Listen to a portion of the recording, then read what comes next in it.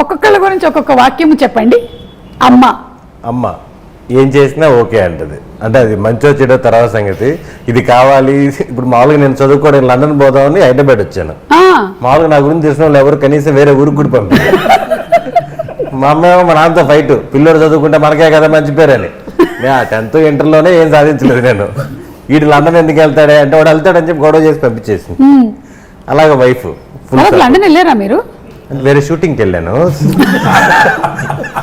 చదువుకోవడానికి వెళ్ళా. వాళ్ళు ఐఎల్స్ ఎన్ని పాస్ అవ్వాలన్నారు. మనం బయలుదేరేటప్పుడు ఎవరేం చెప్పలేదు. హైదరాబాద్ వచ్చినాక ఐఎల్స్ పాస్ అవ్వాలంటారు, పాస్పోర్ట్ ఉండాలంటారు. ఎన్ని కొంచెం పాస్పోర్ట్ కూడా లేకుండా లండన్ వెళ్ళిపోదాం అనుకున్నారా? అక్కడ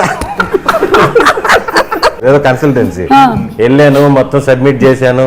ఏంటి సార్ ఇది అని చెప్తే అతను 1 గంట సేపు డిగ్రీ ఉందా అన్నాడు. ఉందన్నాను. తీరా చూసాడు, డౌట్ గా చూస్తుంటే సార్ అది తీసుకున్నాను బట్ ఒరిజినలే సార్ అది అన్నీ చెప్పాను. ఫైనల్ గా వాడికి అర్థమయ్యి, నాకు అర్థమైంది నువ్వు ఇండియా దాటిపోవాలి అంతే కదా, సింగపూర్ పంపించేస్తాను, లగేజ్ ఎత్తుకొచ్చేసే నువ్వు 2 నెలలు అరేంజ్ చేస్తున్నారు. ఆంధ్ర తెలంగాణ గొడవలు జరిగి ఎంఆర్ మూసేస్తున్నారు. పాస్పోర్ట్ కావాలంటే డేట్ ఆఫ్ బర్త్ కావాలంట. డేట్ ఆఫ్ బర్త్ మనకి ఎప్పుడు ఉపయోగపడలేదు చిన్నప్పటి నుంచి. ఇంకా పాస్పోర్ట్ కావాలన్నప్పుడు ఆగిపోయినప్పుడు. సో అలా వెళ్లకుండా ఆగినందుకు ఆగి సినిమాల్లోకి వచ్చేసి మన షూటింగ్కి వెళ్ళాను ఒక 30 రోజులు లండన్. మీరు కొంచెం ముందే పాస్పోర్ట్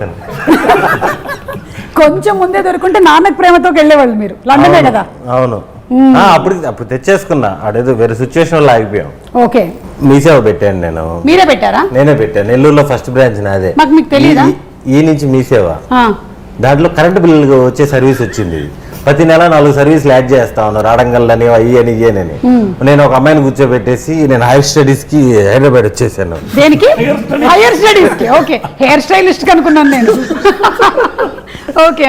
వచ్చిన తర్వాత ఐఎల్స్ జాయిన్ అయ్యాను. వాడు అంటే ఆయన 9 పాయింట్స్ 6 తెచ్చుకో నేను లండన్ పంపించేస్తా అన్నారు. ఎంత 10 లక్షలు ఖర్చు అవుద్ది అన్నారు. నేను చాలా జెన్యున్గా అడిగా 9కి 9 వస్తే ఎంత ఖర్చు అవుద్ది అని. ఒరే నువ్వు 5 తెచ్చుకోరా చాలు అన్నాడు. 10 లక్షలు ఎడితే ఇంట్లో ఏమంటారేమో, 9 అంటే ఎవరి చేతనే రాపిద్దాము